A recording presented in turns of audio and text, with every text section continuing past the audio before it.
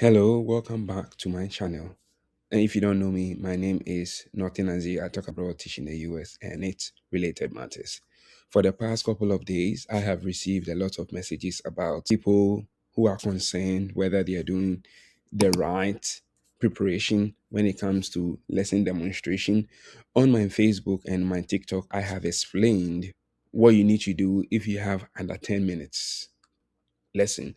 Now, this explanation or this elaboration is for those with 20 minutes or 30 minutes demonstration time. So this is what you're going to do. As you can see, I have tried to model this based on grade one, something simple so that it's visible or it's understandable to everyone. In most cases, when I'm doing demonstration, one of the topics that I talk about, one of the concepts that I talk about is shapes or money. Today we're going to talk about money, and I made it grade one so that it's very easy. Some of it will be loaded, but then you need a timer so that you'll be able to know that you are meeting all the times for each part. So let's start and let's delve into it. So we have lesson demonstration for grade one. Of course, we have our learning goals or what we call learning objective. So we can have this as learning goals or learning objectives. And then, so the learning objectives or learning goals identify and state the value of penny, nickel, dime, and quarter. Count mix coins up to $1 using the count on strategy and select the correct combination of coins to buy a price item. Identify and state the value of penny, quarter, nickel, and I think I repeated this twice. So let me take this off. So I have three objectives, three learning goals. Then I'm going to list the resources I need. Now, these templates, you can choose to copy these templates, or if the school gives you a template to use, you can go ahead. Now, the resources I'll use mystery bag with one real coins of each type. Well, these are things you're going to use. If you are not going to use real coins, you can use printed coins. That's up to you. Magnetic or foam coins, if you want to use that. And then coin wall, if you are thinking of creating an anchor chart. And then Ziploc. So you can decide either you decide on the first one. So you can either decide on one, two, three, or four. You decide. And then mini market, mini chart, laminated. And then also we need exit ticket slip. So if you have exit ticket, end of unit exit ticket, you're going to print that out and make sure you use it. If you have a number chart, because they are first graders, counting on is a strategy that some or a lot of first graders struggle with. So a number chart will be great. And then after the learning goals or learning objectives, the next thing we're going to look at is assessment. Like in my previous school in Aris, we always plan the end of the unit starting with, we always plan the end of the unit to the beginning. So we do something called the backward planning. So we look at assessment first. So that's why I have my assessment. And then because we have a short time, the assessment is going to be quick, rapid. Thumbs up, whether they know or they don't know. You'll be going around to give feedback, that kind of assessment, because we don't have a lot of time. And then what I'm going to assess or what I'm going to look at to make sure that students have achieved the learning goal or have met the learning targets. Quick thumbs up or sideways down or after same amount of activity or adjusting the pace. So you can ask them if you have a quarter plus a quarter, what would the answer be? Is going to be 50 cents. Something like you build on. And then you're going to tell them you're going to count on from the big one or from the big amount to the smaller amounts. And then three question slip reviews, mastery of identification counting, and coin equivalence, sort into three groups for next lesson. So when you finish, you're going to look at which student did well, which student do I need to support, which student do I need to challenge in my next lesson. Then we come to differentiation. Some of the schools do have ELL students or ESL students. Make sure that you need to support everyone depending on the kind of students we have. If you ask for the demography of your students, you can add all of this. So I have something for support. I have support. I have two things: limit coins to penny and nickel, and then another supports pre-sort coins into labeled bags. So students focus on counting, not sorting. So challenge and then enrich. Write a story. I have three coins, something like that. ELL, bilingual coin reference sheet. If you are working with a student who is learning English, English language learners, if you are Spanish speakers or German or Mandarin, if you can get a card, something to explain it in their mother tongue, that would be great. And then kinesthetic learners, allow them to sort and move coins thoroughly so that they get used to it. And then now we come to the main lesson. We are done with resources, assessment. We just discussed differentiation. Now we talk about the main lesson. Now, in the main lesson, we are still going to use the process of we do and you do strategy. So let's look at I do. Now, teacher, this is what you're going to do. You're going to model on the board with real projected coins. We always start with the biggest coin first. So place a quarter, say 25, add a dime is 35, add a nickel is equal to 40, and add two pennies is equal to 41 and 42. Teacher is going to demonstrate it. And another thing the teacher is going to do is point and say aloud with the class each number as you count on. Use a number line displayed on the board for visual support. So if you want to use a number line, go ahead. In my case, I don't think I will be using a number line, but this is for planning purposes. So as you can see, I have timestamps. Timestamps are how many minutes you're going to use for each part of your units or each part of your we do and you do. It's very important so that you don't spend so much time on it.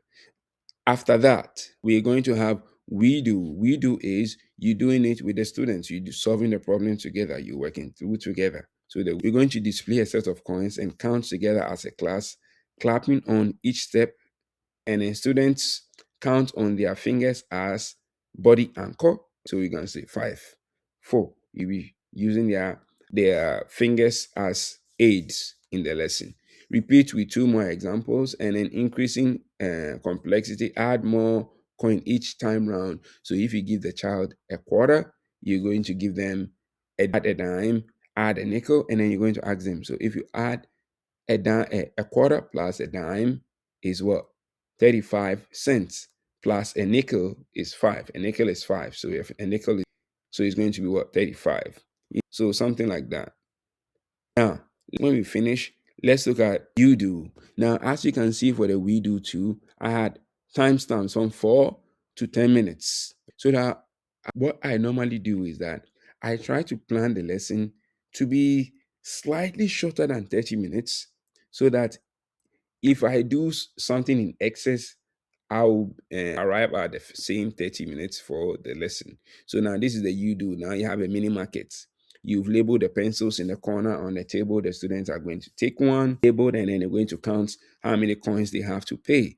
So each pair of students gets a Ziploc bag of plastic coin, plastic or paper coins, and a mini market menu showing 6 items with the prices 12 cents, 25 cents, 37 cents, 50 cents, 64 cents, and 89 cents. So they are going to pick these things and then they're going to pay with the coins. And then if you have any challenge, you may making sure that you're circulating around the classroom to see students who are struggling and offer help. Those who are done, you're going to challenge them, ask them to write stories about it, ask them to write story problems and stuff like that. So as you can see, my plan is to finish teaching within the next 20, 25 minutes. That's the plan. Good. Now that I'm done with this, the you do now is assignments. So I'm going to give an assignment and I'm also going to challenge the students who are able to finish the task on time. So this is going to be more like an end of unit assessment. Okay. So some students, this is you do, that is the student working. So they are going to work by themselves. So you'll be able to assess them. You'll be able to make sure that all of them do understand what you've done, or those who do not understand, you record the information and use it for your subsequent planning in your lesson. So as you can see, assignment show students a target amount on the board, like 30 cents, and students make 30 cents with the fewer coins. So you ask the student to do that. And then when you finish, we come to exit tickets. So this can be a quick question. You show them the coin. What coin is this? How does it look like? What can I use this to buy? Something like that. The end exit tickets. And then Whilst you're looking at students who are struggling, students who do not have the right answer yet, or students who need support. Okay, so that's it for the mind plan. This is my lesson plan.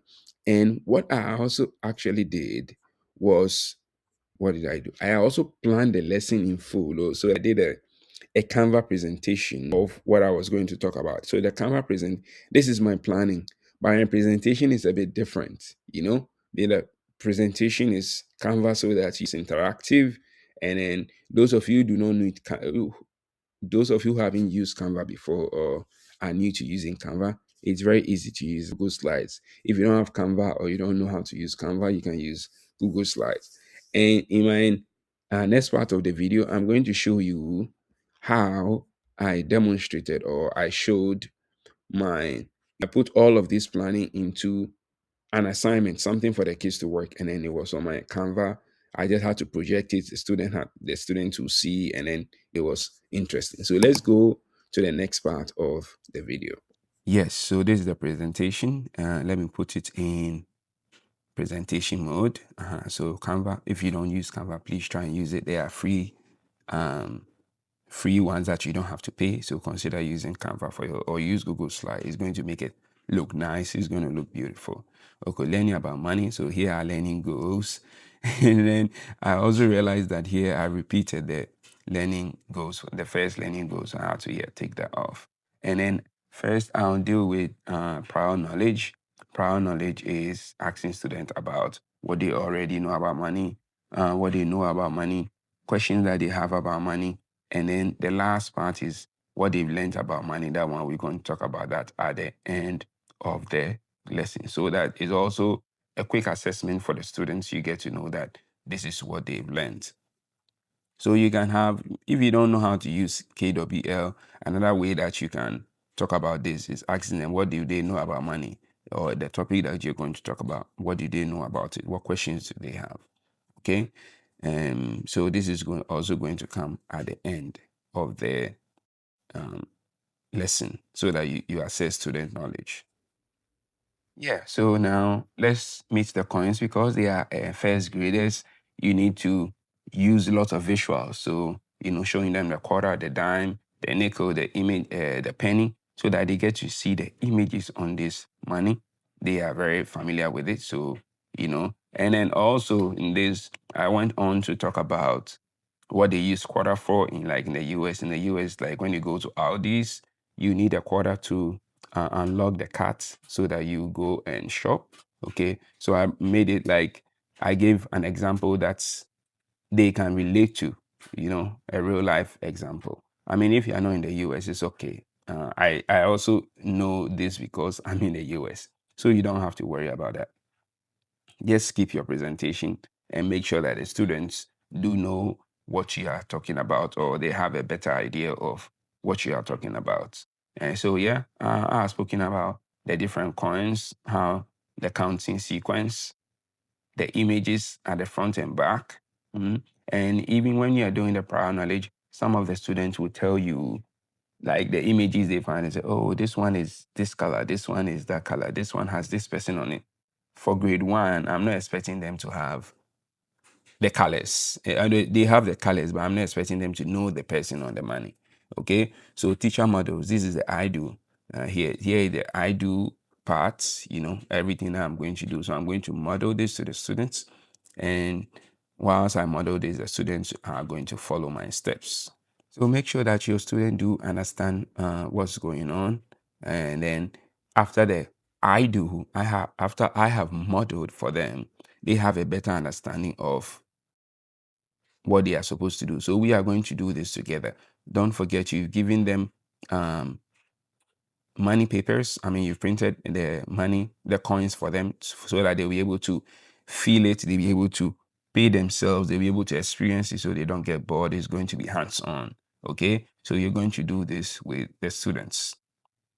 Let them choose anyone that you want, and then you do it. Then you go to you do. The you do is independent work. Now, as you can see, I have given the you do, that's the you do in black. And then for me to challenge my more able students, I have created a challenge on the side. So when you finish the I do, or they no, I mean when you finish the you do, you go to their independent work, and then you do the challenge. Okay, so you need to work on the challenge. So this is one thing. And then whilst you're doing this, you'll be going around checking, making sure that all your students are on track. Those you need to um, assess at the end. And then also the final part is the KWL, where you assess what students have learned. So as you can see, you're going to tell them all, they are going to tell you what they've learned in this lesson. So ask them, what have you learned?